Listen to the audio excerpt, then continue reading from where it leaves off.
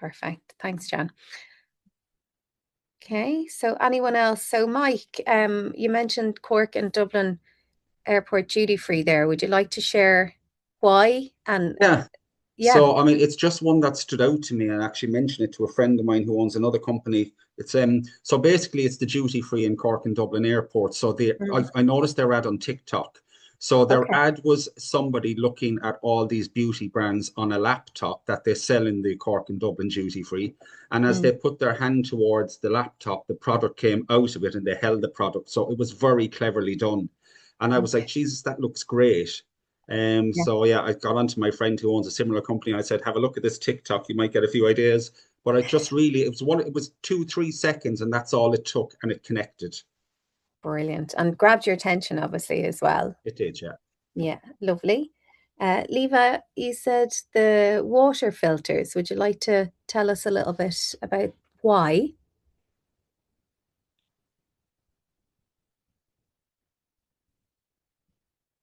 No, anyone else? We've just two in there.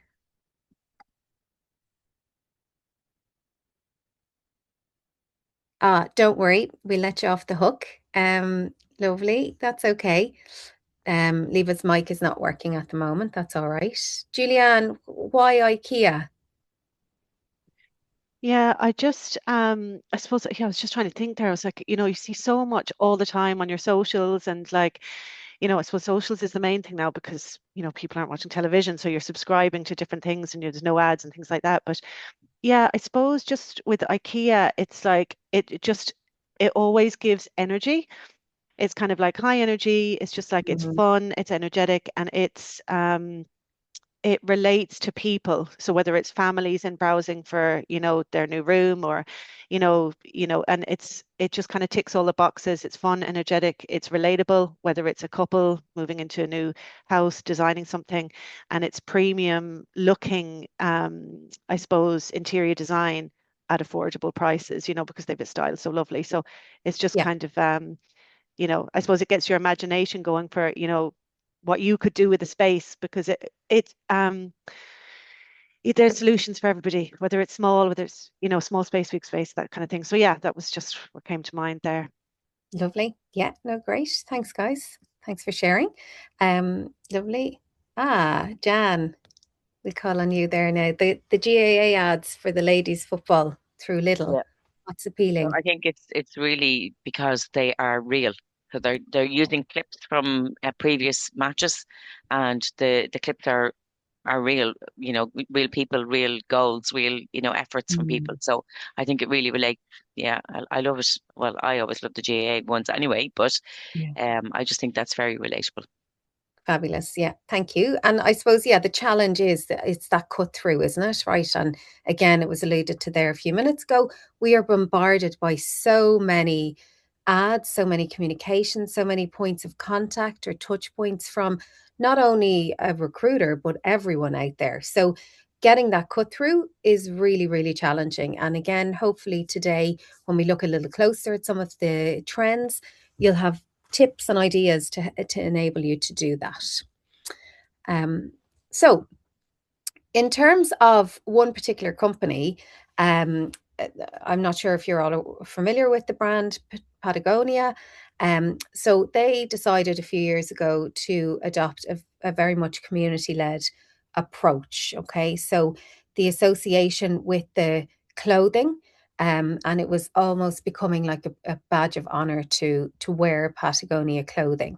And they embedded themselves and worked very closely with a lot of grassroots organizations and what you class as kind of micro communities. We look at this a little further, and really built relationships with these groups, and with these micro communities.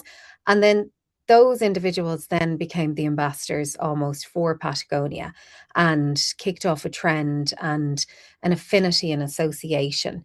So it's now one of the leading brands across the world in the whole area of outdoor. So again, we've a little case study done up on it. So we'll share that with you guys after today through Anna, who'll send it on. But it's a really interesting one. They made it very real. They were kind of no frills approach, very basic, very real and authentic. And people really, really connected with that, really related to that. And again, as I said, they're now one of their top brands and front of mind when people thinks of outdoor clothing and resources. So we'll skip over this because I'm conscious time is flying. But looking at, I suppose, a bit closer in the human connection. So why does it really matter when it comes to your business and also when it comes to marketing and communicating with your audiences? And again, we touched on it a little bit already. Excuse me. So really, we're at a stage where there is a massive, massive technology overload. People's access to information and consumption of information and content has gone through the roof. So the vast majority of people have a mobile or on social media. None of this is going to be surprising to you, but it's just looking closer at the behavior. And if you think about it, even if you're sitting on the couch on an evening and you're on your phone scrolling maybe through Instagram, the amount of information that you are hit with in a very short space of time, not only educational information, but also advertisements and sales. It's just we're completely overwhelmed. It's that ability to disconnect from the information is becoming smaller and smaller. When it comes to human connection, there is no doubt that the trust piece, that empathetic piece, that authenticity piece directly influences someone's decision-making power. Okay. So again, nothing new here, but what is really, really coming to the fore is this people wanting to do business or buy from genuine businesses, those who are mindful of and who stick to their values, who say and do what they say they will do. That authentic piece, again, where there's this distrust about where the information is coming from, where maybe from a product point of view, items are being sourced from, are they ethical? So all of these things are playing around in people's minds when they are coming to make a decision about buying a product or a service. And there's no doubt that trust, empathy, and authenticity directly influence someone's ability and power to make a decision. And then really it is about that human first marketing. Okay. So we know, right? And we said it before, when it comes to recruitment, it's people doing business with people. I mean, your clients and your candidates are front and center. They are the priority, but you're dealing with people first. So how can you connect? How can you relate to your clients and your candidates? And how are you representing them through your communications? So again, Mike, I know you mentioned earlier the change in tact of your communication style, which is fantastic. But out there, the vast majority are kind of doing the same thing, right? It's the same posts, the same information that's being shared. And how do you stand out from the crowd when you're marketing your services? And really taking that human first, authentic approach will enable you to do that. Just back to the trust piece, I was at a talk last year where Mark Little was speaking, and he was talking about this growing trend of people being, I suppose, suspicious of where content is coming from and not believing what companies are putting out, say in a blog or a social post or on their website. And the trend that he's directly witnessing is this increase in gated content. So, or content that is bespoke and created by the company and protected and only shared with their particular users or clients or audience. So people are automatically assigning a level of trust to information that is protected or gated. And just giving your community access to gated information influences the trust and helps tackle that issue of inauthenticity. So we've a few little examples here. I'll ask you to vote. The question really is, are these human or not? So again, we look at it a little later. We've touched on it already, but the power of AI and technology at the moment and its role in creating content and communication that you may or may not be sharing with your audiences. Everyone's doing it, right? There's no harm in it, but it's identifying when is the right time to use AI and technology. Where does it fit? Is it right to use the tool? Should you just create something and put it out straight away, or are you going to edit it, tweak it for your audience? So here we have just a few examples of some content created by a human and then some created by AI. So let's just identify if we can figure out which is which. So if you wouldn't mind voting in the chat. So first one up is a social media post. And you just have a read through it. And if you can type into the chat number 1 and say whether it is human or not.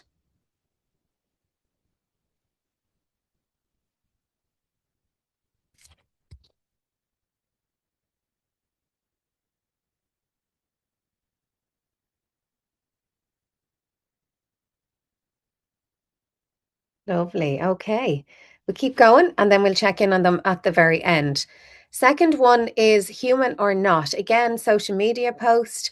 And it is about an awards ceremony. And again, sharing all of these examples, not calling anybody out or criticizing anyone for their use of AI or not. But have a quick read and see what you think there.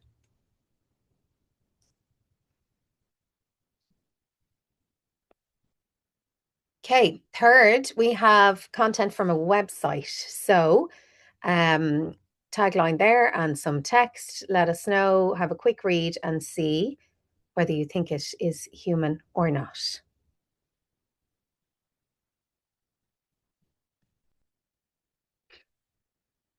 Okay, moving on. We also have another piece from a website, this time another recruitment firm.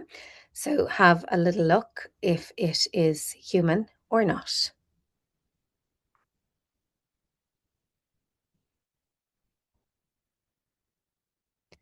We've just 2 more. So this time social media post, just about an upcoming summit.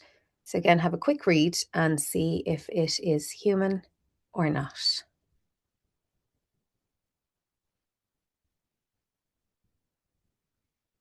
Finally, we have content from a brochure. Some of you in the audience might or might not recognize this, but this is taken from some content of a brochure. And let us know if it's human or not.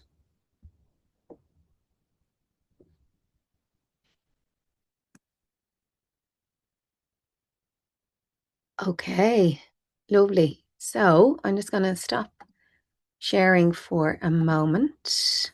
Okay.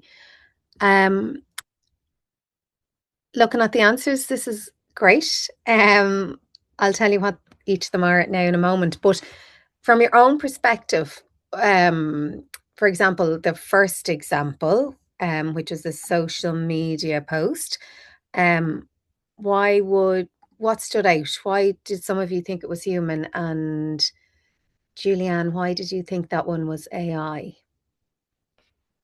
I just think I have like trust issues with all content online at the moment. So I think everything is, it's either fully AI or it's, 80% AI and there's been a couple of tweaks. So like for most of them, it's just like they're all AI, but it's, people put in their thoughts first and it just kind of refines the wording around it. But yeah, I suppose it's just, I don't know. I just feel like at this stage, there's a standard of writing across the board, and it's kind of hard to remember in a way what did before AI came on board, what was people's writing styles. Exactly. Yeah. And look, spot on, right? I think actually that first example, let me double check, was actually human. But again, that, you know, it raises that question, like, what level of human? And I know most people are probably logging on and using AI to start drafting something, right? And then you go in and you maybe tweak it 20, 30%. But if you are thinking that, most people are thinking that, right? And most of those consuming any content from you guys or any communications from you guys are probably thinking the same. So, how do you address that, right? And I would think part of it is back to your individual brands, right? And your brand guidelines and your values, your tone of voice, you know. Yes, you can teach the likes of Copilot and ChatGPT to behave in a certain way, but where is that human element, you know? And there's no harm in using these tools, obviously, for idea generation, planning, analysis, content creation, but really it needs to be checked before it goes out there into the ether. Again, nothing I'm sure you haven't heard before, but it really, really is important to take that time and check. In terms of the second one, that was another social media post, and it was about the awards. Yes, this was AI generated. The third one, let me see, I'll share this now again with you. Here we go. You see that now. So first one was human, second was AI, third AI, fourth human, fifth AI, and sixth human. So nice mix there. But again, wondering what element is purely human. Was it really just written by an individual, or did they have help with the tool? And then I suppose some of the giveaways, and you're probably aware of these anyway, would be, for example, you would see a lot of emojis now creeping in social media posts. Again, that needs to be a business decision for yourselves whether that's something you want to do or not. It's most people are incorporating emojis, but you know, it really depends on where your brand is at with that. But often you will see in AI generated posts additional emojis. And this line here you see on the third sentence, that line and dash, that's a massive giveaway. So straight away, if people are seeing that element in your content, then they're straight away thinking, okay, well, that's AI. So they're almost discrediting it then. So for a moment, I'm going to ask you to do something a little different. I'm going to ask you to turn off your camera, to stand up, walk away from your desk, shake it off, to have a stretch, and come back in 1 minute.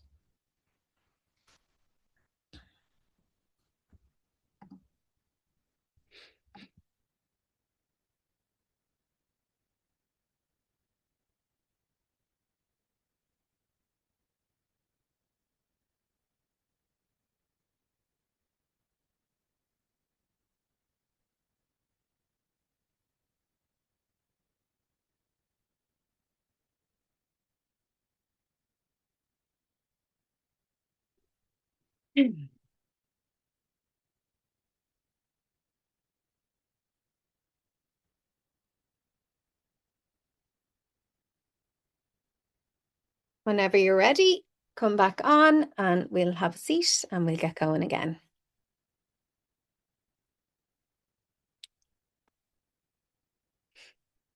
Jan, you look like you're sitting exactly where you're sitting.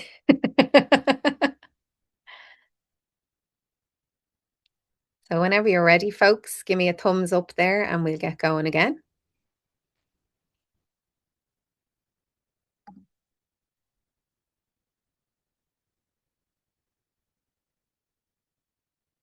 Lovely. Okay, so I'm conscious that there's a lot of information sharing, right? And when we're online learning in an environment like this, it's great. But again, sitting and just taking it all in can get a bit tiresome. So we'll do this every now and then just to get the blood flowing again. So back to our trends, looking a little closer at the trends ahead, we'll first look at empathy-led storytelling. So in terms of why it's important and how you portray it in your communications, it really is down to that truthful piece, looking at as insofar as you can that emotional piece. So how can people connect with you and your company and your content or your marketing on an emotional level, right? And that varies depending on the sector that you're in. So, for example, in the capacity of a charity, maybe working with children, the level of emotional pieces within their content would be far higher and greater, maybe than someone working in the CSO office. Looking then closer at the human connection, again, obviously, and that authentic first person piece. Okay. So, again, we'll mention this word authentic throughout the morning, but really it is coming from an individual's perspective. Okay. So, not using the stock imagery as was mentioned earlier on, or the stock video footage, not talking about pieces that are out in the ether there, but really linking in with the people of your business. So whether that's your team, whether that is your leadership team, whether it's your clients, your candidates, the people that you would meet out maybe at a networking event, and the communities around you. How do you share insights and information and content from them from a first person perspective? And then giving people those insights as well into those everyday moments. So, what is it like to be a recruiter? What happens on a day to day basis? Can people get a sneak preview of where you're working, or, the environment around you? And really, at the end of the day, and I often say this, people are that bit nosy. They want to know what's going on. They want to know the genuine type of business or person that they're working with or connecting with. And they want to see those insights. That links into the real piece as well. So, how real can you make your content for your audience? Okay. So, is it just some kind of run of the mill stats that you're putting out, or are they based on real information that you've gathered from your audiences? And then, really, all of the empathy led storytelling really relates to a stronger recall for you, stronger loyalty, and better trust with your audience. Um, so I have a job ad to share. And what we'll get you to do is take a couple of minutes and write it in a more empathetic way. Okay. So I'm just going to stop sharing for a moment. I think I have already. While we're setting that up, can I ask, does anyone have any questions at the moment, or is there anything you would like some further clarity on? If you want to pop it into the chat there or ask away.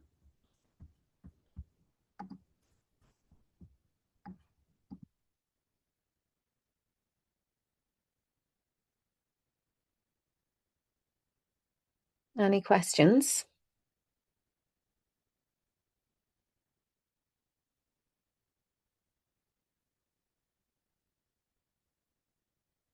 No.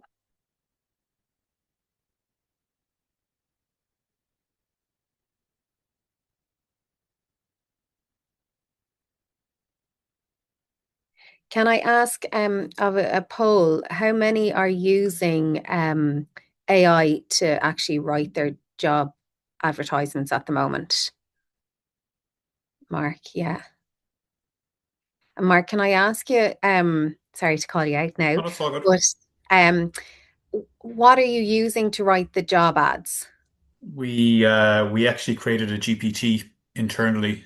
Okay. So I run operations in the team. So I created a GPT using ChatGPT that has the best practice for job ads creation. Mm-hmm. Best DE&I, best job ad creation for analytic purposes as well.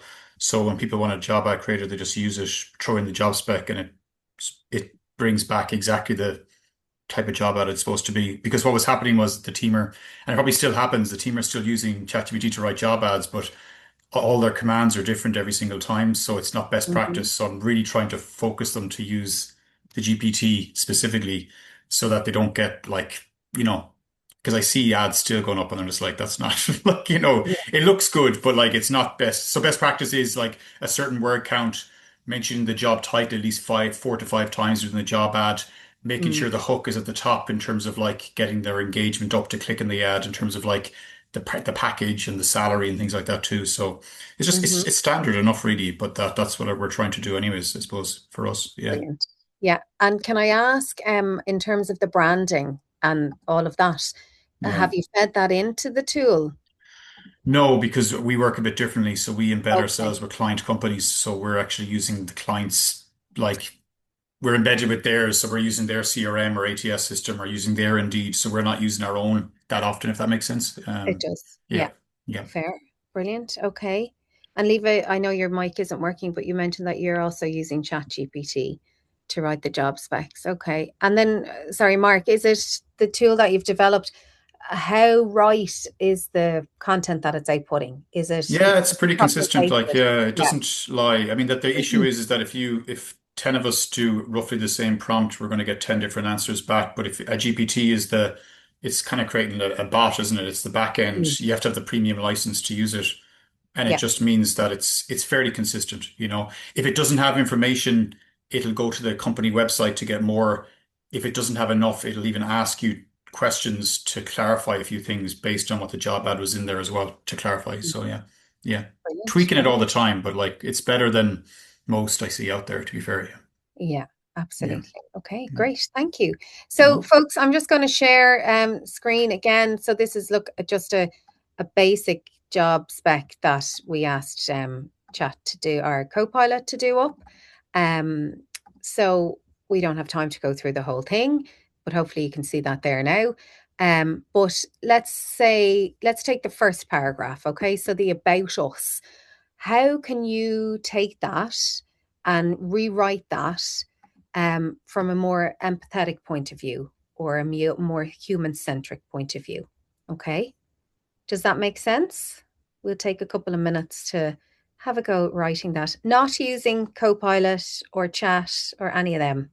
So this is, yeah. So just taking the about us paragraph, how would you rewrite that for your organization? And this is a job spec looking for a recruitment consultant. Okay. If anyone has questions, please ask or needs more clarity, just let me know.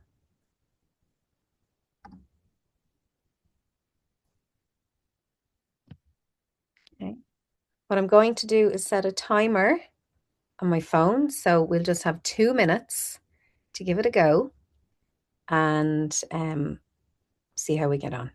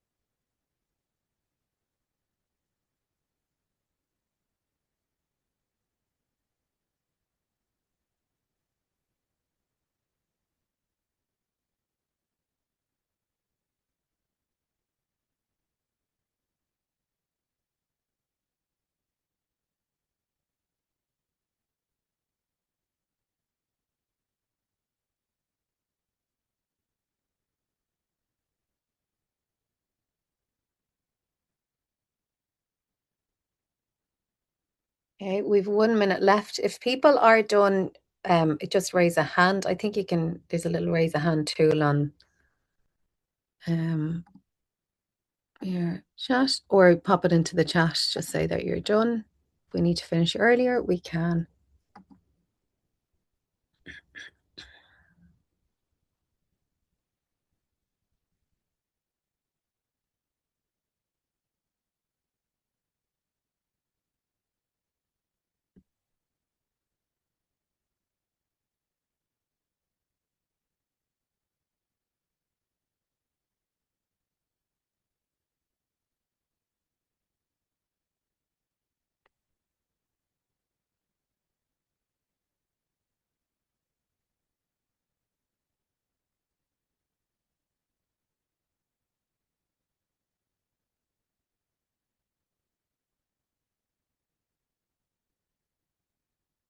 Okay. So pens down if they're not, or keyboards off if they're not. So is anyone going to admit that they use ChatGPT or Copilot to help? Ah, I know you're probably I'm thinking you'd be lazy. mad. I'm Mad lazy. not Yeah. to. I was Yeah. like, be very human. Be very, very human. She will find out. And it's funny, because Yeah. even I find, and it's really interesting. I was at a talk in DCU where they were discussing this topic, and some of these PhD students were there who were researching AI and the influence, and they were talking about how we're starting to use AI like a human. We're talking to it like a human, Yeah. and that we shouldn't be.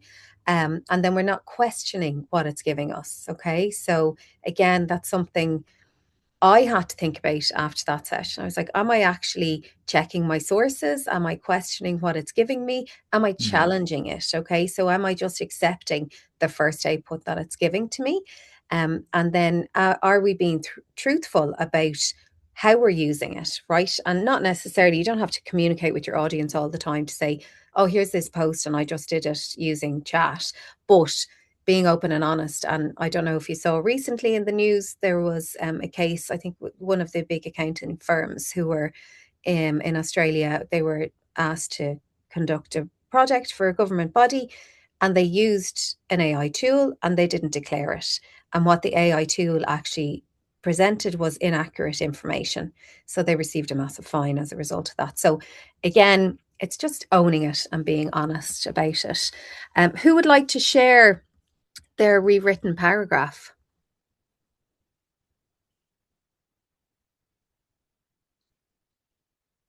I'm really making his work today now.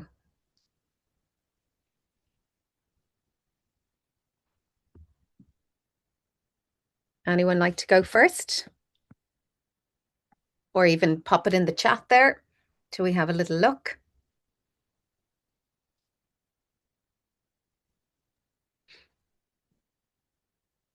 So I'll go first, Jen.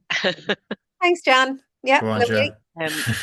So I would use, I haven't written the whole paragraph, but I would use like words like at the ERF, um, we put people first, da da da, and continue that way. So you're bringing the personal touch into that. You're using your company name, Mm-hmm. and it's not, any company. That could be any company. We put people first, Yeah. and then through our beliefs that this is what we do. Yeah. So we're kind of bringing it back to being, I suppose, personal. On the client piece, I would say we know this because of feedback we've got from clients and that they stick with us and they reuse us. So somehow to get that in, that it is not just a client that has used it once and disappears. And Yes. then a candidate, I would also say that we need to bring, like, yeah, we all want honesty, kindness, and respect, but we also need to make sure that we're continually working with them, that it's not just a once-off usage, that they're there for the long term with us as well. Brilliant. Just Yeah. my tuppence Love word. it. Thank you, Jan. Yeah. Anyone else care to share any thoughts on the piece?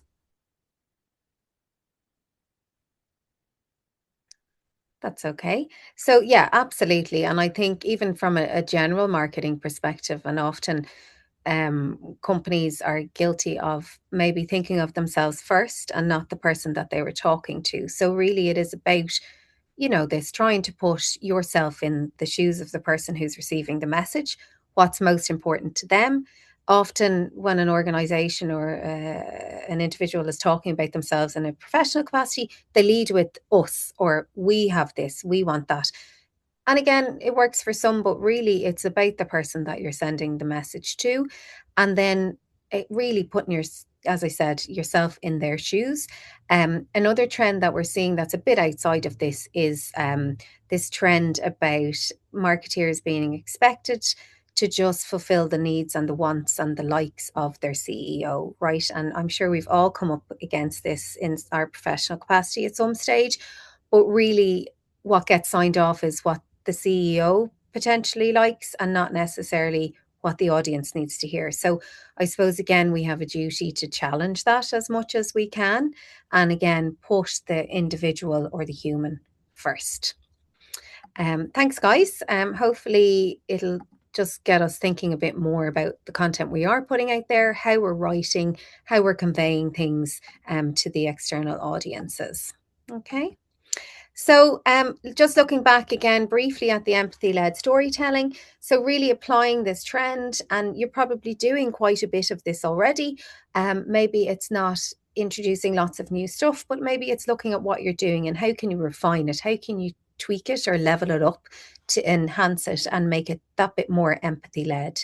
So really capturing the small everyday moments from your staff, your clients, your candidates, using real voices, experiences, and replacing statistics with human-centered narratives. Yes, it's very important to convey data-led information and statistics and content, but really it is about the person first. We'll keep going and we'll look at this a little later, maybe with our practical piece. Next trend we're going to look at is that community-centric marketing piece. So it really is linking back to and coming from the trends around, I suppose, or trends, if you want to call them that, loneliness and that need for connection or human connection. And that seems to be driving an awful lot of what's happening out there at the moment. So the stats are from 2022, but I've no doubt that they're probably similar at the moment, a few years on. But in 2022, there was a EU-wide loneliness survey conducted, and Ireland was identified as the loneliest country in the EU. And then over 20% of people in Ireland reported feeling lonely most of or all of the time, which is a massive high percentage of people. And even though we are in a more connected world, when you think about, like, compared to 10, 20 years ago, the channels we have, the marketing channels you're using to communicate with your audiences, there's so many of them now. And you would think that, yes, because there's more and we're communicating more than ever before, you would think that would be better. But actually, it's not true communication, and people are missing that person-to-person connection. Again, thinking of it, if you ring up, maybe I'm just going to use Sky for an example. You ring up, you have a problem with your service, and you're met first with a bot or that you need to answer a question. And really, in most cases, people just want to talk to somebody to get the problem solved.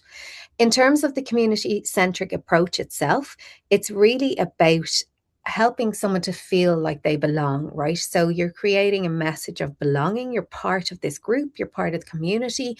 We care about you, and not necessarily just broadcasting your messages. Again, it's back to conversation and connection. It's not just informing and telling. It's really, how do I converse with this person? How do I connect with them? How do I build a relationship? And as marketeers and as recruitment professionals, you know this all too well, that it is about that relationship with the candidate or the client that's going to make the difference and help to retain them going forward. And then asking questions, okay? So learning about the person or the community in front of you and not assuming that you know what it is that they're looking for, what they want, what they need. And really it is about building communities and the people side of things. So you probably have noticed a trend in Ireland in particular, in this trend of coffee and running. So a lot of the local coffee shops around here anyway are linking in with running clubs and connecting. So it's about building that community. People want to feel connected and with others. So in terms of your own marketing perspective, looking at community-centric, what are the communities that are around you currently? And how are you engaging with them? Or is there an opportunity there that you could engage at a greater level? And when we talk about communities, it's not necessarily the top level. So when we talk about maybe defining our target audience, we think, okay, our primary audience are our candidates or our clients or the business community or government. They're very broad. They're very high level communities. We're talking about levels down. So who are the smaller or micro communities that you might be connecting with or that you might have around you already. So, for example, if you went to university and you graduated from university, are you a member of that alumni? Who's the community there that you could potentially connect with? Or looking at even the ERF, who is the community within the ERF? Who are the other members? Who's the team in ERF? So smaller level of community. So taking a few moments to think about communities or micro communities around you that would enable you to connect.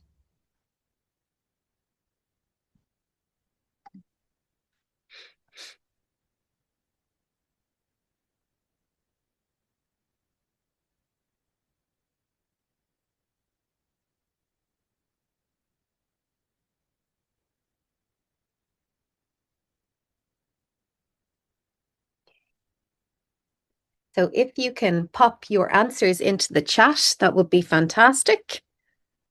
It might also spark some thoughts for others that they might not have thought about.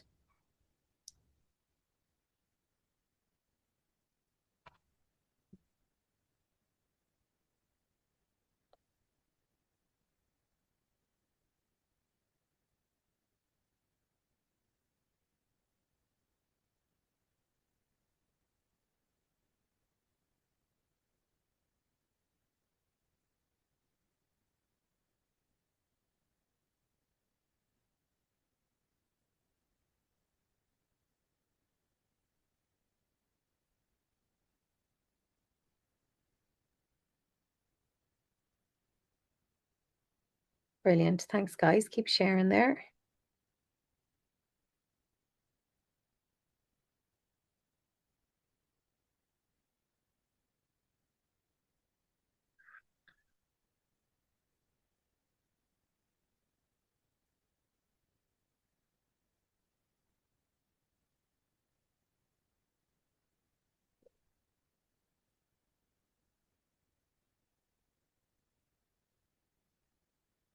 Okay, so keep popping the answers into the chat there, folks.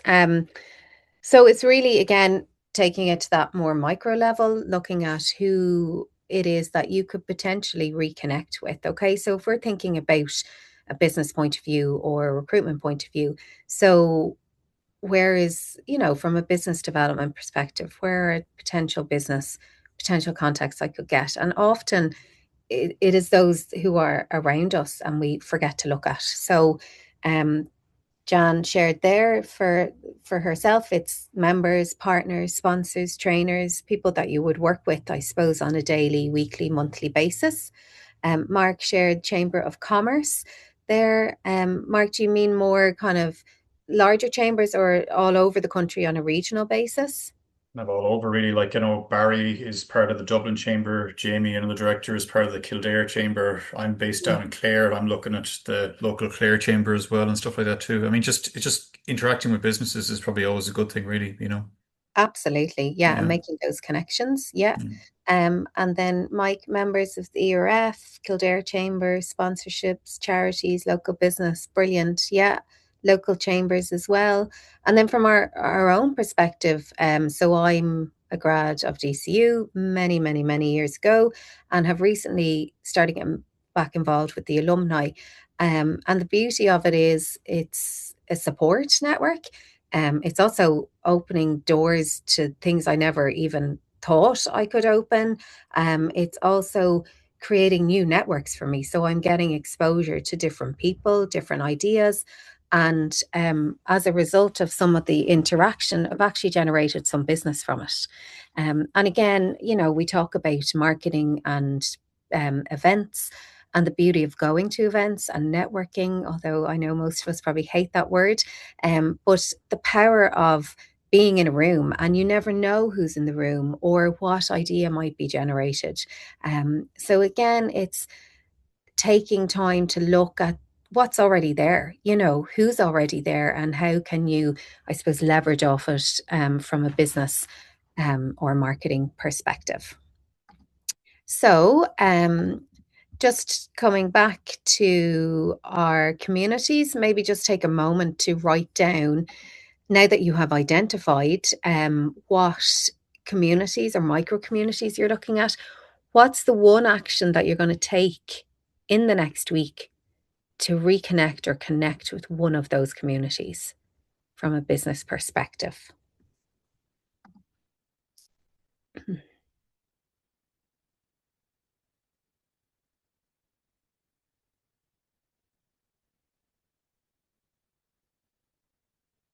And the beauty of also marking or noting these down is that at the end, these will also all feed into your action plan. Brilliant. And yeah, share them in the chat there if you feel like doing so. So what's the one action you will take in the next week to connect with or reconnect with one of the communities you've identified?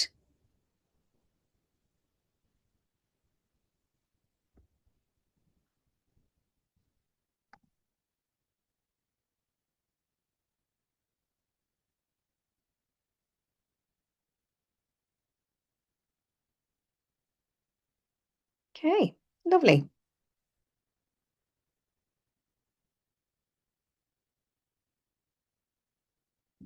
So we'll keep moving on, folks. So looking at our next trend, that humanized AI experiences. So again, we've touched on it a bit already, and the use of AI and chat, etc., within your comms and creating. I think we've identified this already. How many of you are using AI to generate your marketing and comms? I would say outside of this session, I would say the majority of people now, and if they aren't, they're certainly exploring it. In terms of humanized AI experiences, and again, you'd be aware of a lot of this. So when it comes to AI, fabulous, fabulous tool. But really, when we are using it in a marketing and comms perspective, where is it best fit for purpose? So it doesn't replace, it really assists. So it's a tool, another tool in your toolbox, as they say. Looking at using it for drafting, planning, analyzing, maybe kind of administrative heavy tasks. It won't replace that human creativity and tone piece that we all have and have skills in. And then looking at that critical thinking piece. So AI will never, well, I say never, but who knows what the future holds. It doesn't have that critical thinking piece that humans bring to it. I think when it does come to marketing and communications, there is no doubt that human and AI have to work hand in hand. And I think that's the case with business in general. I think you're going to have your AI layer and your human layer. And really, that is up to each individual business and each individual professional to decide what those layers look like. What is best fit and best purpose for your business or your role? And where does AI as a tool fit into the different processes and activities? Using AI, and again, we're aware of this, but really, if you are using it to craft communications or marketing activity for your communities, what you're putting out, do you actually pause and ask yourself, does it sound human? Or would I actually say this out loud to a client or a candidate? And we've probably all seen posts in particular where you read it and you almost cringe and you say, oh my God, that person definitely didn't write that. So how do we avoid that? So it's building in the time and the pause to ask those questions of sounding human, or would I actually say this out loud? Came across this quote, which I just thought was really interesting because I think there has been a lot of fear out there with regard to AI and tools, and how, we've heard all the conversations about how it's going to replace that human element, but really it's not. So, digital is evolving, but humanity is timeless. So there's always going to be a role for the human. I firmly believe that. But how do you bring the two together? And how do you enable them to collaborate and work properly together? So take a moment there to turn off your cameras for a minute, stand up, shake it off, and we'll come back in a few seconds.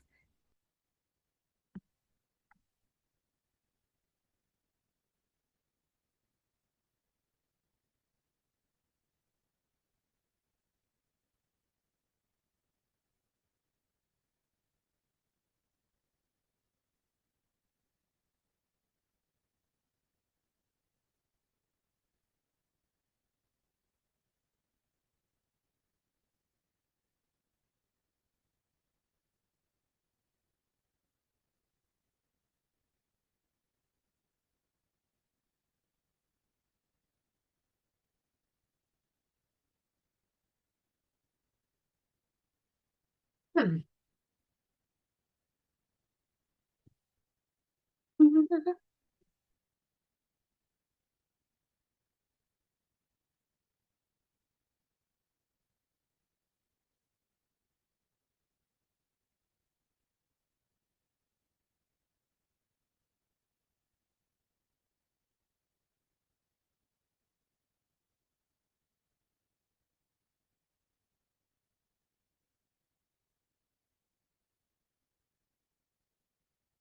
Okay, when you're ready, let me know. Give us a wave, put on your cameras. Okay. So we have a couple more trends that we're just going to check in on. Two more trends, and then we'll take a break just to give ourselves a proper break for 10 minutes or so. And then we'll come back and we'll get more into the practical pieces, okay? But just a sense check at this stage, what questions have you guys got so far?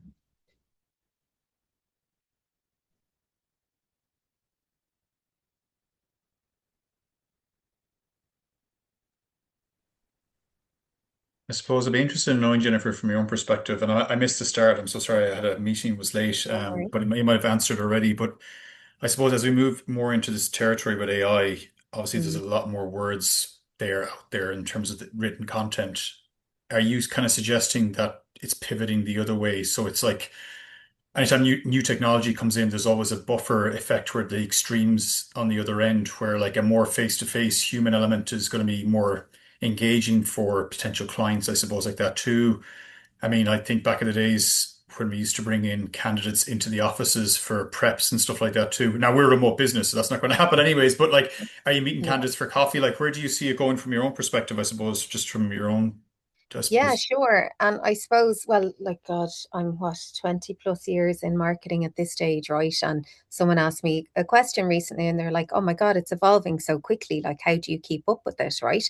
So, yes, on one hand, it is evolving, right? Like business, like recruitment, anything. But on the other hand, the basics are still the same, right? So I would always kind of go back to the foundations and um, they aren't different. The way in which you might deliver the message, the channels that you might use are different. And then you think back as well to kind of that evolution from traditional marketing to digital marketing. Okay. So people thought, oh God, digital's just going to take over now and there'll be no space for traditional marketing. That's not the case. They have to work hand in hand together, I would think. Okay. So you think again about your audience. So everyone receives information in different ways. Everyone digests information in different ways. Some people are more visual, some people like words, some people like audio. So it's really understanding your audience, how they consume what they receive, how they like to receive it, um, bearing in mind resources and capability as well.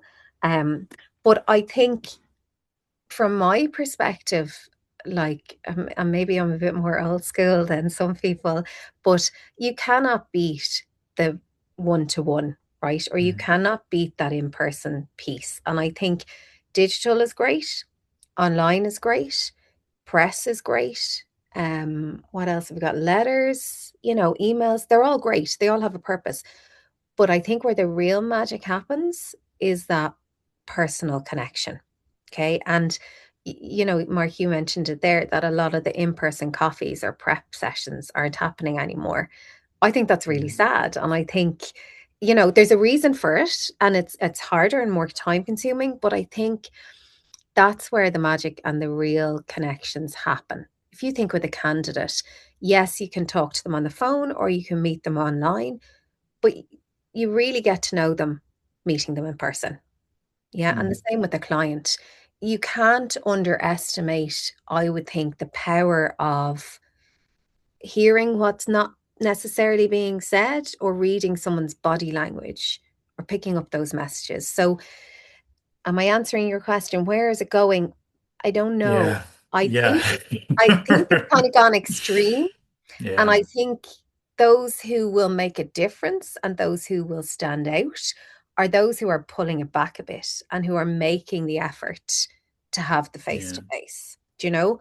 Um, because we're trying to do it all. Like, we're trying to cut through the noise. I mean, we've got podcasts on the go. We do webinars. We're doing Mhm. face-to-face stuff. We're part of the chambers stuff. Like, we're doing it all, but maybe we're spread too. And then Julianne, of course, our marketing manager, is doing everything else, the social media, like all that stuff too, and the website. I just wonder if we're maybe spreading ourselves way too thin as a small agency, and Yeah. perhaps should we just Yeah. be doubling down? We did at Christmas time do out unique gifts with letters to clients and stuff like that too, just as Mhm. a personal touch thing. But yeah, Yeah. maybe are we just going back to like handwritten letters with spelling mistakes and you know Well, I also think, scented letters maybe, yeah, and I Yeah. think we'll ask everyone else now. It'd be great to get Mm. others' input. I think as well, there's this expectation, right, on business in general, but also very much so on marketing and comms, that you just do more. You keep adding, right? So it's Mm. like, oh, podcasts are the latest thing, throw them on. Oh, lives on social media are the latest thing. We need to do those as well. There's no harm testing things and trying it, but I actually think what we've ended up doing is making ourselves so busy that we're spread so thin. And I'm not saying this is anyone here, but I'm what we're seeing, and we're spread too thin, and we're kind of scrambling to do everything, right? Yeah. So we would always work with clients, and we'd say, okay, let's take a breath, let's step back. What's working? What's not working? What do we continue? And what do we stop? Right? Because we're great at throwing extra things on, but how often do we say, actually, we're not going to do that anymore? Yeah. So I would also say here today, if you can have the space to take that step back after today and say, okay, what's working, what's not? And it's actually okay to drop something that isn't working. And then another thing, I know it's not directly linked to the human connection, but how often do we actually pause and do an audit? Do you know? And I mean, in the Mm. sense of what are our stats telling us? What are our social media insights telling us? What's working? What's hitting home? We're sending emails. Okay, how often are we sending them? Are we broadcasting them? What are they telling us? Are people opening them? Are they reading them? And sometimes we're so busy, we actually don't have the time or the headspace to do that. But that's your gold. Yeah. Trying to build that in and say, well, no, it's not working. And then if you're being questioned about it, you say, well, actually, we're going to stop the podcast because it's taken 50 hours to do it and we're having two listens. You have your That's the data. challenge. I think a lot of that gets wrapped up to, I know internally for us, maybe for others on the call, a lot of that Yeah. gets wrapped up to, well, it's got to be good. Like we can't measure it exactly because it's kind of like, but periphery wise, maybe someone is coming back to us because they heard a podcast or because they were on our webinar. But like, it's very hard to measure if it's not direct. And then we're kind of like, well, it's got to be good, so let's just keep doing it. But then, is that wise either? Like that just seems mad as well. Like I don't know. Yeah, Absolutely. And look, yeah, from a marketing and comms perspective, you probably heard this already, or not, but it takes, they say, 8 to 13 touch points for yeah. someone to take an action, right? So then you would ask, okay, well, we need to be doing a variety of things, or we need to be engaging or contacting a person multiple times. Um, but again, I would ask the question, what are you saying and why are you saying it? Yeah. And often we feel there's this need to always be saying something, always be sharing content. But sometimes you're better off not to do anything unless it's relevant to your Yeah. audience. So I would say, again, back to quality over quantity. Is there stuff that you can reduce that's going to have a better impact and help other stuff land better, if that makes sense? Yeah. What are others seeing? Are others have others questions at this stage? I promise we'll get to the break very soon. Okay, let's keep going. Thank you, Mark, for your question. So Thanks for just listening. looking, not at all, not at all. So just looking at our last two trends, okay, and we'll fly through these because I'm conscious that we're coming up to 11:30 and we need a little break, I'm sure. The next one is around inclusive and accessible communication, okay? So again, there's more and more talk of this, and I suppose the expectation to be adhering to this is going to increase exponentially over the coming years. It's really all about designing your content, your delivery, your comms, your marketing, your information that you're sharing in a way that is accessible for everybody. So everyone can access it, they can read it, and they can understand it. Okay. Really, it's about applying things, I suppose, in the background, or strategizing about it before you actually put it out there. So to give you an example, we've more examples in a moment, but really it's about ensuring that if you're putting an image out there, that there's an alt text added, so that maybe someone who is visually impaired can identify what you're trying to communicate. Plain English, again, I'm sure there's lots of acronyms within your organization that might be guilty of sharing with the wider public who haven't a breeze what that is. So thinking about that, or not overcomplicating things. So again, I think there's that expectation out there that when we are saying something, we have to be really different and really clever. And we end up tying ourselves in knots sometimes and making it really complicated. Sometimes the most simple language has the best cut through. And remembering that those receiving our information and our content, maybe they're seeing it for the first time. You know, we've put it out before, maybe they didn't see it. So no harm repeating stuff, no harm really simplifying it. And it's back to the point that was mentioned earlier. It links into people's attention at the moment, and people's focus is very minimal. So how can you simplify what you're putting out?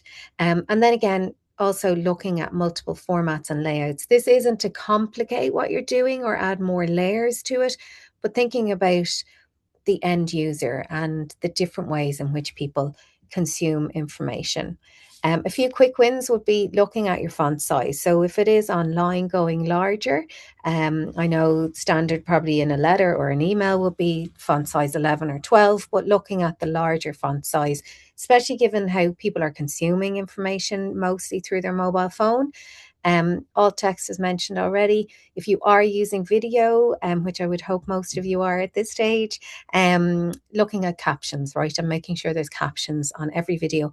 That's not only from an accessibility point of view, but also how people are consuming content. So if you think about it, most people will listen or look at a video on mute. Okay, so if you have a voiceover and they're listening to it on mute, they're missing that. So captions are a must. Again, looking at how you write things. So short paragraphs, plain English, bullet points, how do you break it up? The line breaks, etc., just enabling people to consume it in an easier capacity. So taking a moment, we'll just take 2 minutes to do this one. Looking at the following statement, how would you rewrite that in your own capacity or your organization's capacity? So we are committed to delivering integrated, person-centered services to candidates across multiple service pathways. And I'm not going to lie, I did use AI to come up with that one, but how would you rewrite that, bearing your audience in mind and the trends that we've touched on already? So we just take 2 minutes.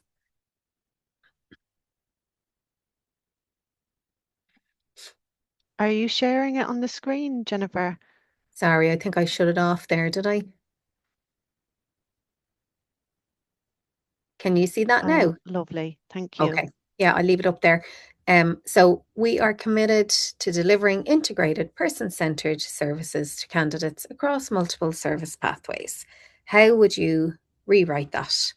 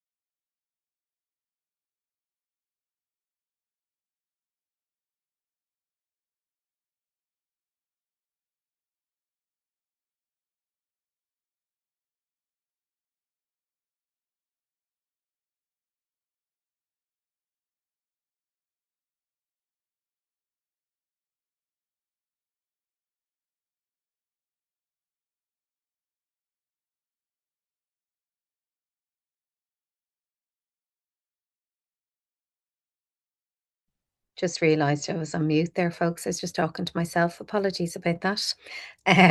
I'll repeat what I said. So we'll keep moving on because I'm conscious we want to have a break in a minute. But if anyone does want to share how they rewrote that lovely sentence, please pop it into the chat. But we'll keep moving along. So fifth trend is looking at trust as a brand currency. Again, we touched on this earlier and throughout the session. So far, it's really the power of trust and how it can influence, I suppose, engagement, long-term loyalty. It is about openness and transparency. It's about humanity and humility, and showing impact and kind of behind the scenes content. So, how can you portray what your organization stands for, what you're all about? How can you be true to your values as a brand? And how do you convey that in your marketing communications? And really asking yourself, are you conveying that? You know, are you being open and transparent with your various audiences? Or are you shying away from the truth because you're afraid of their reaction? And then really focusing in on trust, and now so even more important, you know, in terms of engagement with your candidates, with your clients, the relationships, the impact it will have on your business, and really when we're thinking about our audiences and our marketing and comms, how do we continue to build trust? How do we ensure that trust is at the core of everything that we do, and living to that, because that most certainly will have positive impact with your audiences.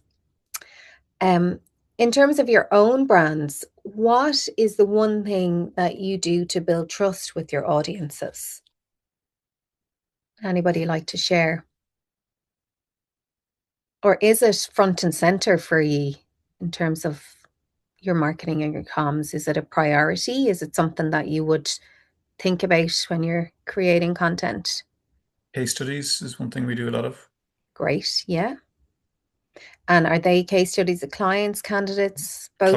Clients, yeah. And they're all up on our website, and they're also PDF format as well. Julianne's done a great job with them, yeah. And would you find, are the clients open to it? Are they very open to? We use them quite a lot. I don't know, Juliana can probably answer. We use them quite a lot even for sales proposals. So we'll always kind of give an example that fits the criteria of the client we're going after, like have a look at what they said about us. But I don't know if people go to the webpage specifically to look at the case studies outside of that. Yeah. Not too sure. Yeah. Okay. What are other people using in terms of building trust? Similar to what Mark said, I suppose testimonials from both candidates and clients as a recruitment agency shows that like what kind of person that you are and what kind of interaction previous candidates or clients had, and sharing them across different platforms. Yeah. And do you find, Sinead, sorry, that people are hesitant to give their name for things like that? Would they rather go anonymous, or are people happy to? Yeah, sometimes. But you don't really need the name. You can give like maybe job title or what kind of industry that they've worked in or something like that. So it's like it doesn't need to have the name attached, as long as what it's saying is true. Yeah. Okay. Anyone else? Thank you, Sinead. For us, Jennifer. Sorry, go on. Go on. Yeah. Oh, go ahead, Jen. Sorry. For us, I suppose we have the Cert RP that we run every month, and we encourage when we send out the certs, can you please post this on LinkedIn and share your experience, because quite often we get great feedback, and we log the feedback here, and occasionally we would share that, but there's nothing like somebody that's actually taken the course putting up what they got out of it and sharing that detail. So I think that's important, and we do that for Skillnet course as well. Brilliant. Yeah, thank you. Mike, you were going to share, yeah? Yeah, I was just going to say there, guys, that we use success stories from both candidates and clients. We have an automated survey that comes back from Hairfish Automation, and the candidates who've worked with us and registered with us can go on and feedback their how the service they got from end to end was. And 9 times out of 10, they do want to be named, which is really surprising. But I find that encouraging because I think it adds more weight to the testimonial. Yeah. But yeah, so with that, also we have our recruiters that go online and they talk about their desks. So it's giving that personal, relatable relationship, building that trust. Absolutely. No, brilliant. Yeah. And I suppose that's one thing in particular in the recruitment space. And we would have worked with a number of different recruitment companies and supported their individual consultants building their own professional brands, building their, communicating about their desks as well. And it just really enhances what the company is doing. One thing we're also seeing, and Jan, you alluded to it there, just about the feedback and others kind of promoting what you're doing, is this trend and rise in the use of micro-influencers. So obviously using influencers in marketing activity has been quite a trend for a number of years, but the trend now is more towards that kind of micro influencer. So someone at a more community level. So we talked about like your micro communities earlier. So it could be, a use of identifying individuals within those communities that could be a spokesperson or an ambassador for you or your company. And we really, you really do feel that or see that the opinion or the testimonial or the promotion from a micro influencer or an ambassador has a much bigger impact than coming out from the company. So one more slide, guys, and then we are going to take a break, I promise. So again, just some ideas in trust as a brand currency. Some of them we've touched on already, but sharing regular updates, like here's the impact that we delivered this month. Here are the number of people that we placed or the number of people we met and had a coffee with, show behind the scenes decision making or real challenges. Again, I think sometimes this is something that people shy away from, is that real authentic piece of we face this challenge or this is what we're experiencing at the moment. Now we are seeing a bit of a trend, especially on LinkedIn. I don't know if you guys are seeing it, but kind of an overshare, a personal overshare, and that's fine for some people, but you really have to decide where you lie with that and where your company lies with that.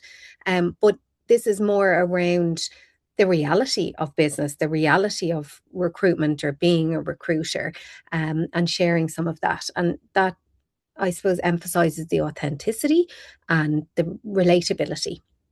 And then creating simple, visual, jargon-free explanations of how the process works. Because often you would think about a candidate who maybe comes to the process and they don't know how recruiters work. So explaining that and the same from a client's perspective. And by the beauty of that, it just removes those elements of fear, of doubt, and really helps to build the trust. Maybe looking at updates from the CEO, from leadership, and really, I suppose, buying into that trend that we're seeing of an increase of video content, especially across social media platforms. And it doesn't have to be completely polished. It can be more real and authentic, just done on your phone. But really, people like to hear straight from the individuals behind the organization, as you know, looking at market updates. So really, what are we seeing on the ground? What are we hearing on the ground? The conversation might be this out there in the wider realm, but this is actually what we're seeing and hearing on the ground, and that helps you cut through. And then maybe discussing how you reduce time to hire for a client. Lots of different ideas. So, folks, we're going to take a 10-minute break just to refresh, grab a coffee. Let's come back online at 11:45, and then we are on the home stretch. Okay, sounds good. If you have questions in the meantime, pop them in the chat, but we'll see you at 11:15.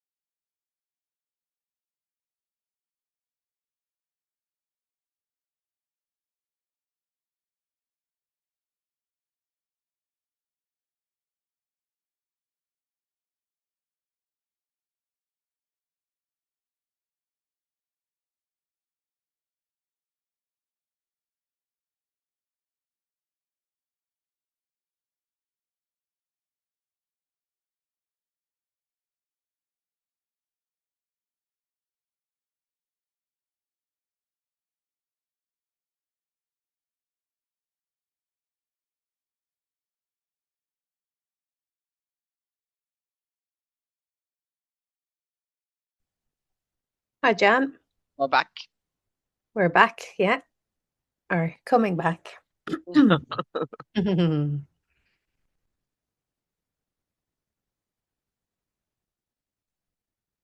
I'll just give it another minute or so.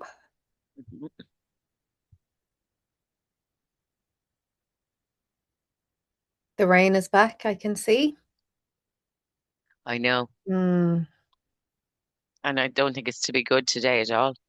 no. We shall see later. I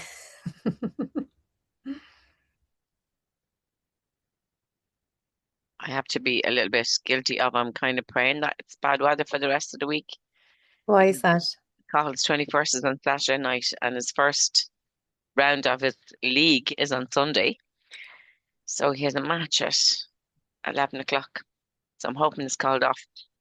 Yeah, after his party. Yeah, That's very bad of me. But no, anyway, that's allowed. selfish, very selfish reasons. Yeah. Hi, folks. Welcome back. If I know some of us have our cameras off, so if you just mind popping a "I'm back" in the chat, that'd be deadly. Thank you.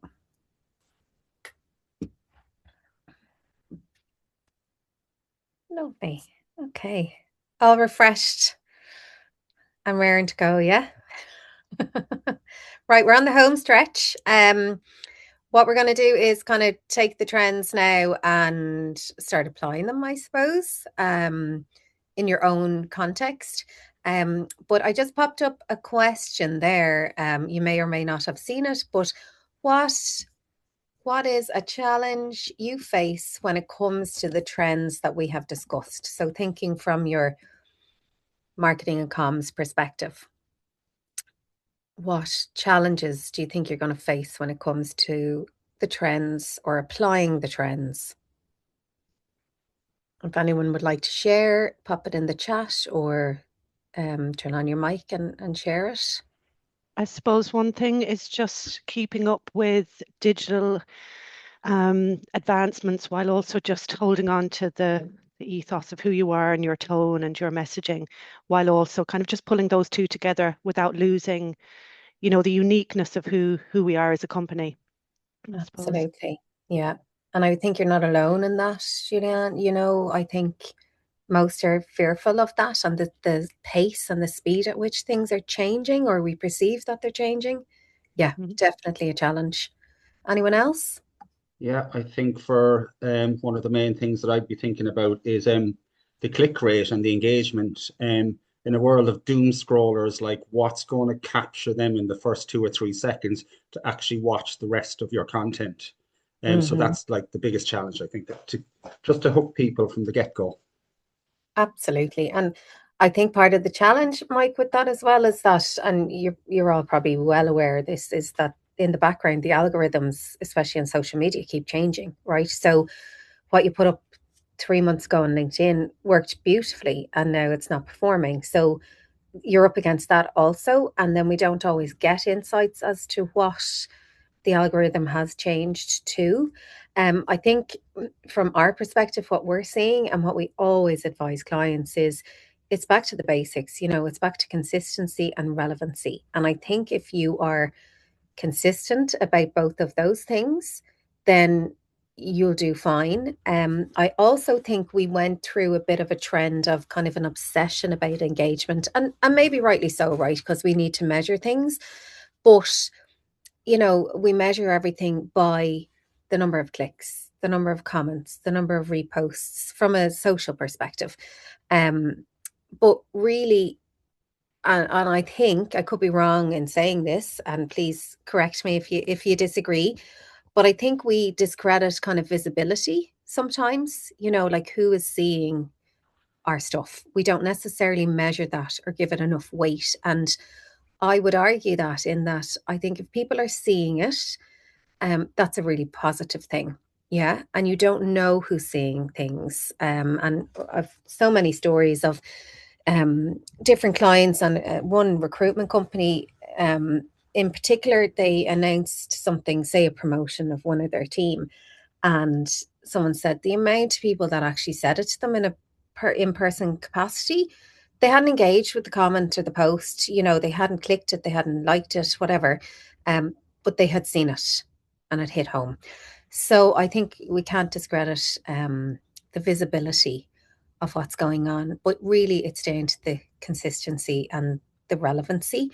Yeah, and then staying true, and it links back to Julianne, what you were saying as well about staying true to your brand. I'm sure many of you have spent time and effort and money identifying your brand, your tagline, the language you use, your values, your tone of voice.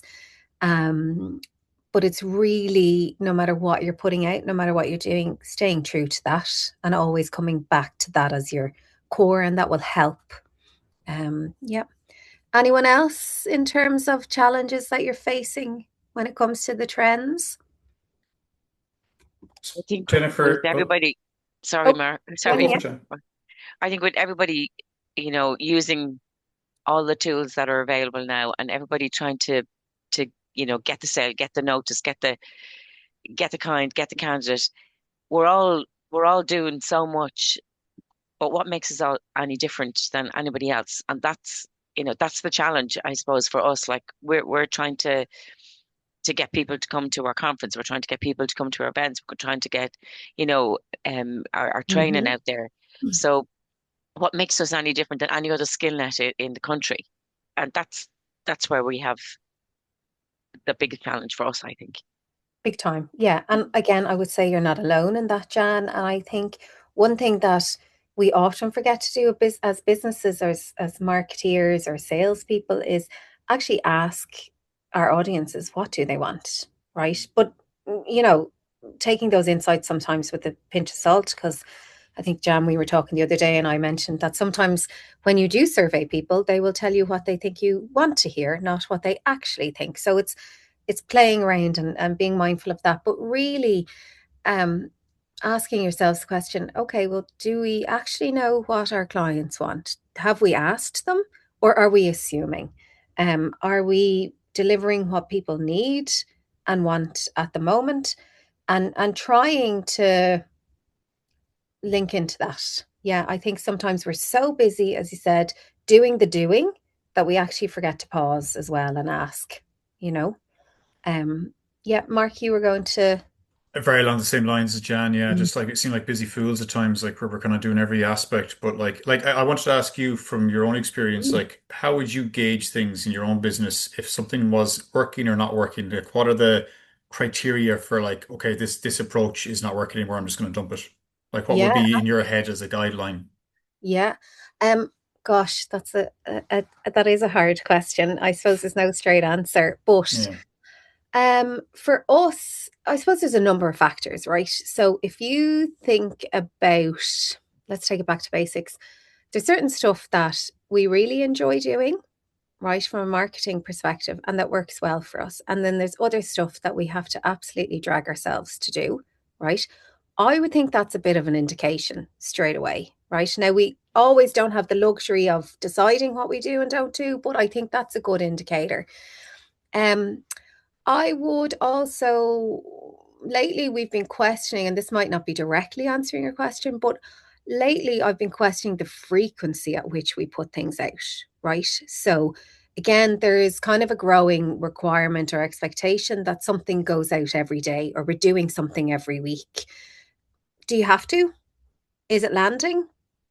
Yeah. So I would question that. I would say bear, oh God, cut it back, right? Yeah, do less.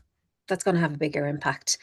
And then the responses, and it's not necessarily just people liking the comments on social or whatever, it's what people are saying to us, when we are out and about or we have a phone call with the client, what they mention. So to give you an example, last year we were a bit quieter during the summer, which was kind of a welcome break. But we decided as a team, we had done up these little cards, right, just with Thrive branding, a quote on the inside that we liked, and we hand wrote just thank you cards, to people. We have never had as much comments and response and feedback to that activity as to all of our other stuff. So again, So frustrating, isn't it? I'd say as well. Yes, but also we took from that, it's different. And like, again, it's back to that discussion about digital versus traditional marketing efforts. Like some of the older stuff is just the best and it lands with people and it's different. And you also you have to think about human behavior and what people want or don't want these days. People are crying out for connection. They're crying out for community. They're crying out to be heard, right? Right or wrong, right? And what level you develop that in your marketing as a recruiter, that's up to you guys to decide. But for us, what that told us was we took the time to write a personalized handwritten note that we sent, took the time to send it, to post it. It's a pain trying to get to the post office, get the stamps, yeah, and all of that. But people really appreciated that. They got it to their desk. It was something that they could feel and touch. And it was a personal message. And to them, we're assuming it meant, oh, these guys actually care. They actually took the time and the effort. And that's what matters. So, yeah, it It's can be just, disheartening in another way, but yeah. yeah, because I mean, everything is good, right, in terms of marketing. Like, podcasts are good, webinars are good, content out is good, case studies are good, but like, are they suitable for the purposes of generating, which is fundamentally clients inbound, which is, let's Yeah. be honest, like, it's about inbound clients. Like, so, yeah, And look, just, podcasts, I've nothing against podcasts. I would listen to a good few of them. I think they're a wonderful channel. However, you also have to weigh up how long does it take to actually produce a podcast, right? And what are the steps involved? And we are all limited with time and resources and budget, especially in the marketing capacity. Like you probably feel you're being pulled 50 million directions all the time. So sometimes we have to be clever and say, okay, well, I'm going to put 20 hours in, let's say, to creating this podcast, from sourcing the speaker, the host, recording it, editing it, branding it, getting it out there, pushing across channels. Could I have a bigger impact with those 20 hours on some other activity? Would I be better to spend my 20 hours picking up the phone and ringing the clients and saying, oh yeah, I'm not asking you for anything, I'm just checking in. What's going on? Thank you, etc., etc. So again, it's back to weighing up that piece and then looking at the broader market in the sense of, again, no disrespect. I'm just picking on podcasts because you mentioned them now, yeah, but it's good to, no disrespect to podcasts, but what is out there? Like it kind of got to the stage where it felt that everyone had to do a podcast. But what's different about the podcast that you're putting out? What value is it adding? And if it's not, that's fine. But then we have to question, is it actually worth it? Do you yeah. know? Yeah, I Yeah. So you'd suppose be looking just, at it. yeah, Yeah, sorry, sorry, Jenny, gone go Mark. for it, Jenny. No, go for No, it. I was just going to say that, like, it's this kind of loop of like content creation, and like we have this time and we're spending putting into different like communication channels. And I suppose the seesaw effect that like Mark is kind of talking about is just like, the amount of time we're doing versus what's coming back. And when we relate it directly to like, can we see direct revenue coming in? Did we book a client? Can we trace that? That's a Mm, struggle. The second is on the flip side, then the positive, which is this is kind of why we're kind of swaying back and forth to things, is when we talk about that kind of human connection, it's like, okay, we've got a podcast for 20 minutes. You're getting that podcast, even though the viewership or the listenership isn't, we're not number one podcaster in Ireland or anything like that. It's like, but it's getting those insights from speaking with somebody on a one-to-one. It's changing it mhm. into a blog post or something. It's just it's constantly reusing the material. But then it's like, there's it's just like, how do we measure, like, if we can't, like, I know I mean, there's loads of metrics to look at, viewerships and things like that, but it's just this, it's that kind of seesaw effect of, are we doing the right thing? Yeah. Should we scale Yeah. back on what we're doing? It's, yeah, it's Yeah. it's it's I it's a know. difficult one. It is. And then when there's new tools and channels and everything added into the mix, it gets a bit more complex. So, like in an Yeah. ideal world, and I'm saying, oh, take a step back and think about it. Mm, We always don't have the luxury for that. But if you can create that space, mm, that's what's going to give you the insights, as to what's working or not. And then you touched on the repurposing of content. So again, like even using AI, I mean, to say, okay, well, we have this podcast, here's the recording. Can you now transcribe that? Can you now create a blog from that? Can you now create 3 quotes from that? You know, and then it's trying to use those tools to support stuff like that. Whereas it's not generating writing content, it's taking what's there and repurposing it to help with time. But really it is, I suppose, thinking, okay, well, what's hitting home and what's the objective here? What are we trying to achieve by doing this? And is it worth the effort and the resources? Yeah. Yeah. Mm. And Okay. one of the things we spoke about when you were here with us earlier in the week was how it looks the same. So we have so many different platforms that we can use, but how does it always look like it's the ERF we're talking about? How does it Mhm. look like it's Rent a Recruiter that we're talking about all of the time? That nobody has to say, oh God, where does that coming from? And that's not easy done either, because we all have, you're talking to different audiences on everything. Yeah. But I suppose where I'm coming from is, if there was one thing that you could say, if we hired you tomorrow, well, hired you, you're working with us, what would you say? Immediately do this to start making a change. Yeah, this is probably not the answer any of you want to hear, but it's your systems, right? So I think back to your foundations, right? And I see it here in our business as well. Um, we have to have the process or the system in place. And once that's clear and we know what that is, then it makes everything else easier. So, for example, Jan, if you are putting out a post about an ERF event, so it's like, okay, well, our system is A, B, C, and D. We do this, this, and this. The content might change, but this is the format. This is a system.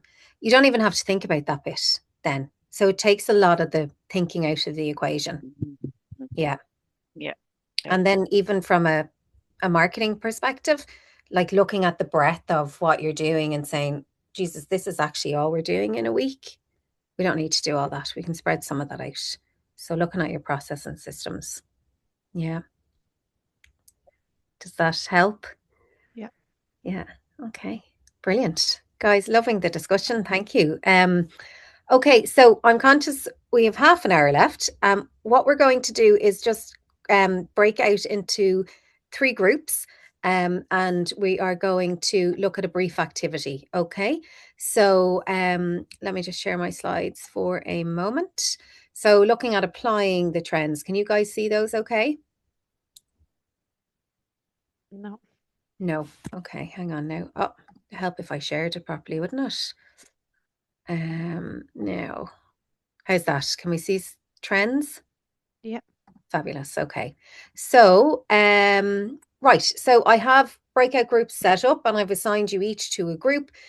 We'll just take maybe 10 minutes doing this because I'm conscious we're on the home stretch now. But it'll be a start. You might not get through the whole activity, but it will be a start. So in your assigned group, there will be probably 2 or 3 of you in the group, maybe 4.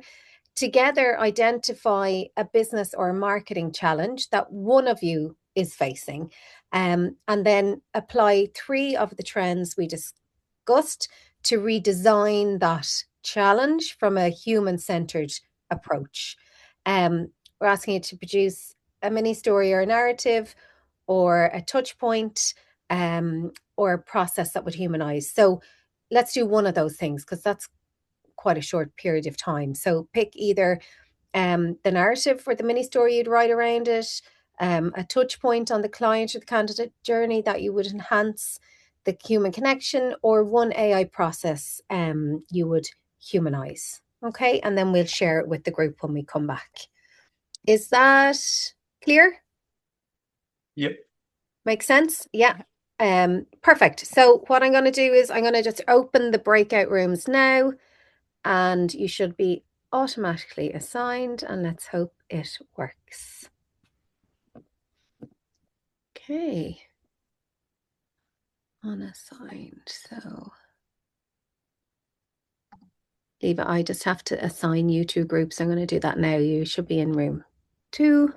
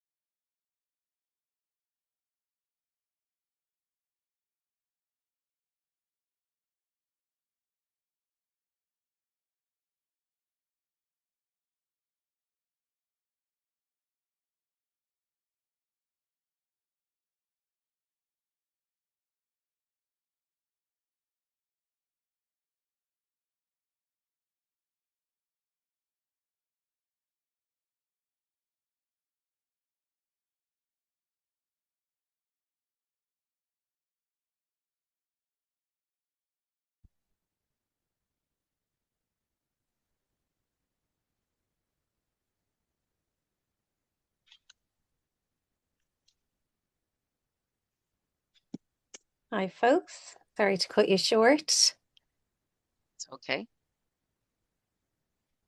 Back in first. We must be the best team. Yes, I think so.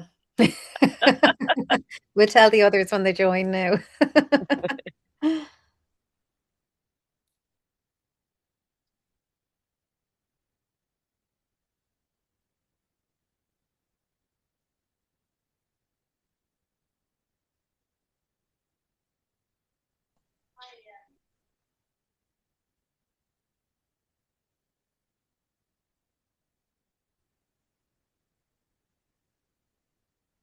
Hi, folks. Brilliant. Sorry to cut you short. You probably could have kept chatting for another while. So we are very close to the end, but would anyone like to share the challenge they identified and what they came up with? I can go first. Me and Mike were just kind of talking about like the issue we have, I suppose, is the early stage stuff. So we're not getting initial interest to get to a call to then close the call, So to kind of that discovery stage with our model. Okay. And Mike had mentioned that, like, the human touch is probably very important here. And it's to be fair, it's probably one thing that we're doing a bit of, but not maybe not doing enough of. And Mike says they go to clients as much as they possibly can. They go to their offices, they meet with them. It's like a consistent kind of regimented pattern that they do. Sometimes they don't want to, but they always ask. And it's probably just something we need to do more of as well. Just because it is that in person to person, you just can't beat it, basically. Yeah. Yeah. Absolutely. Yeah. And I know, like, yourselves, like you're working all day or it's raining outside or you're busy or you've 50 things to do. Sometimes taking that time out to actually go and do an event or to visit somebody or pick up the phone can be the last thing you want to do. But sometimes it's often the best thing that you can do and you get so much more out of it. And I think also sometimes we feel, maybe that when we're connecting with clients or candidates, we're asking them for something or we're looking for something from them, and that's our excuse to contact. And that's great, that has to be done. But sometimes you just can't undervalue the thing of just checking in with someone, or just saying thanks. There's a wonderful lady in the States. Oh, her name is escaping me now, but she's an expert in kind of the charity sector, and her whole approach is about gratitude and the power of just saying thank you and the impact that can have from a giving a support point of view, but also from your own businesses. Sometimes just saying thanks can have a massive impact. So yeah, Yeah. brilliant. Thanks, Mark and Mike, for sharing that. Anyone else like to share?